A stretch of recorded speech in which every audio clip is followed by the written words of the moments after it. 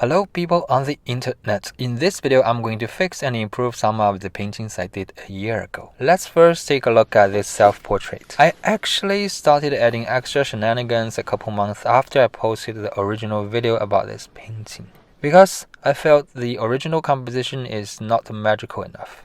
So, let me think. Oh yeah, let's add a magical wand for me. Magical. これはちょっとあれですね。いや、これはダメですね。Why don't we just add some stars on the background first?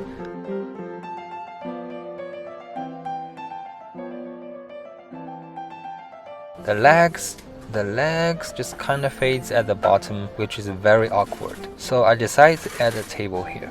A marble table, yes, and with a magical wand on top. Magical. I was obsessed with gold leaf at the time. I mean, I'm still obsessed with gold leaf or gold color, so I decided to gild gold leaf on those red stars.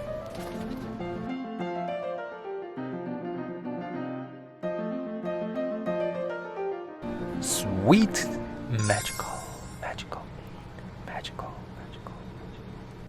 So the composition went from this to this. This is one of the very early paintings I did to explore indirect painting method, glazing method. I could draw okay, I understood tones, but I didn't know how to paint. Actually, my drawing wasn't that good either. Fast forward a year to February of 2021, all the mistakes I made that I can see now let this painting appear pale and dirty. Pale and dirty basically means my colors are not chromatic enough, so I mixed some new colors, started over from first painting. When we talk about indirect painting, we can divide it into at least 3 layers. The very first layer of paint you lay on your canvas or any surface you are painting on is called dead color layer. Well, technically the first physical layer of paint you lay on the painting surface is probably imprimatura or toning the canvas. It is used to kill that bright white of canvas, because any color will appear too dark against the white of canvas. Also, oil as a semi-transparent medium, a toning layer can also subtly enhance colors for your composition or subject. Therefore, the imprimatura layer can be brown, neutral gray, cool gray, even bright red. All depends on the subject and composition. Anyway, for the dead color layer, all the details are ignored into big patches of approximated averaged colors. This layer is thin, subject appears flat, and you want to get the color as close as possible. You want to build this good foundation for you to paint with better judgments later on. After the dead layer, the second layer of paint is called first painting. This is where you spend most of your time. You want to get the shapes and the colors correct. You want the smaller patches of colors, but you don't worry about blending them too much yet. This layer is meant to be thick. Just use pure paint. Because I was often so cheap, all my layers were too thin. Thus, I didn't get that luscious skin feel. So here I'm starting over from first painting. To fix my mistakes, I'm making my colors more chromatic with thick paint. I also took this chance to fix some forms. Before I train myself with block drawings, I tend to not pay enough attention to shadow shapes and especially transitions on light areas. Thus, the form for face is often kind of wobbly, like there's no bones.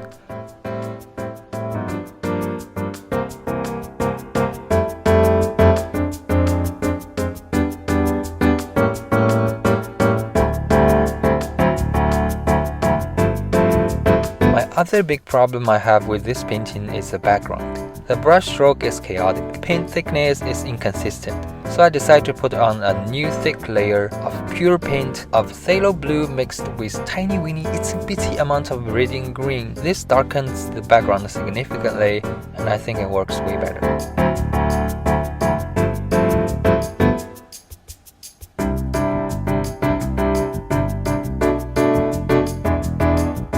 The other problem I have for this painting is these gigantic hands. I have to repaint them smaller. Again, takes opportunity to make the paint thicker and colors more chromatic, especially for the shadow areas. I think it's better. I will just wait for it to dry and then paint a new layer. The problem is, it took 11 days for the paint to be kinda touch dry. If you brush it hard, paint will still move.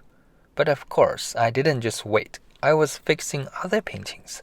I was rotating between paintings. Okay, so let's take a look at this painting. I absolutely hate how I painted the face and how messy the background is in terms of brushworks. It's all the same problem. Face has no form. Skin tone is too gray and dirty. Okay, let's repaint it.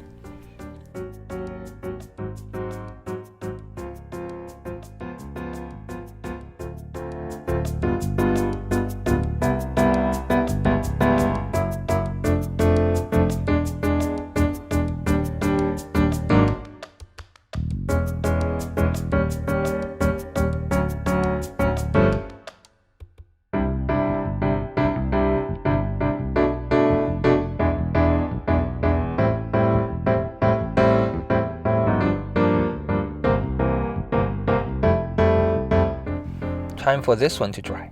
Let's move on to this one. Again, I hate how I paint the face here a lot. Let me try to improve it.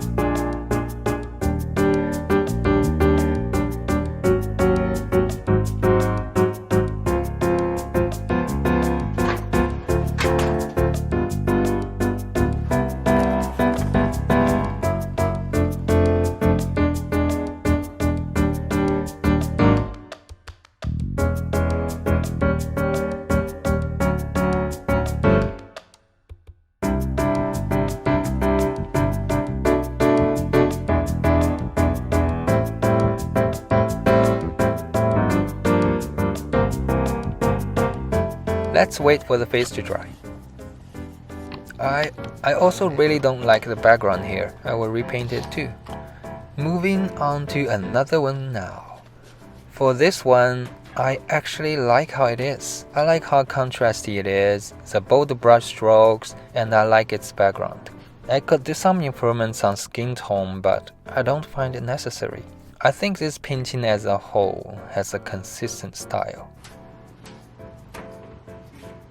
Next one. For this one, I'm also guilty of having the shadow areas not chromatic enough and paint too thin. I'm now working on second painting layer. This layer is thin and semi-transparent. I use mineral spirits and linseed oil in 1:1 ratio for this layer.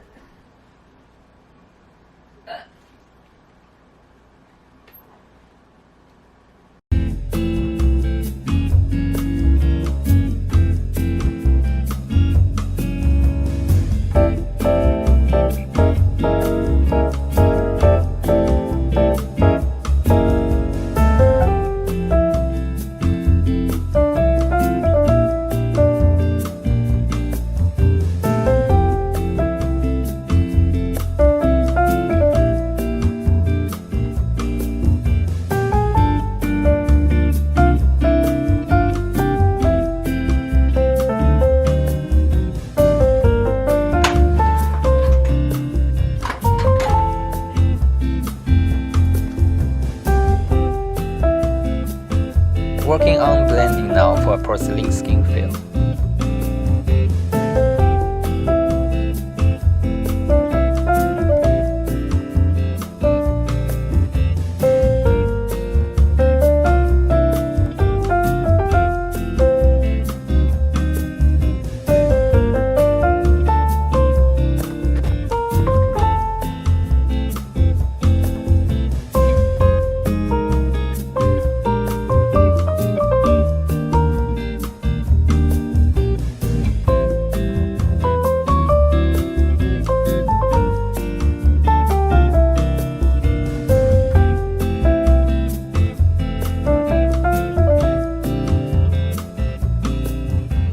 added some more flowers using pastel and a broad brushstroke.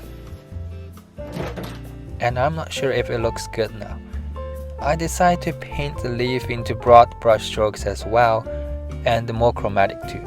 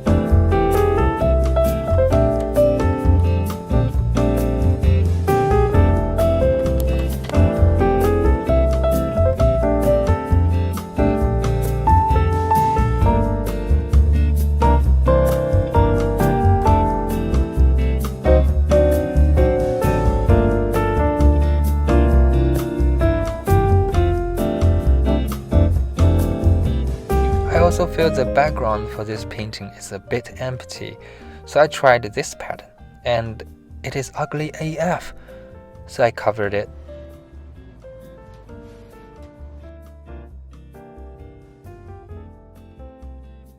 I then got a new idea of adding some sparkle dust.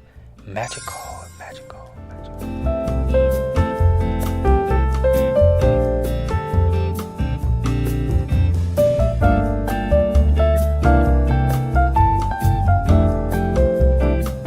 But it didn't work either. Though this is an idea I would definitely try again. I just like shiny stuff. I'm still working on them, especially the You Owe Me Money face one. It's still too muddy, need more contrast and vibrancy, and redesign some of the backgrounds too. As I'm constantly working on my own drawing and painting skills, those paintings and some of my other old paintings will maybe show again in future videos. I guess that's the end of this video. I'm not going to beg you to subscribe or like this video. I'm just not going to mention it. Anyway, I do hope to see you again in my next video though. See you then. Bye.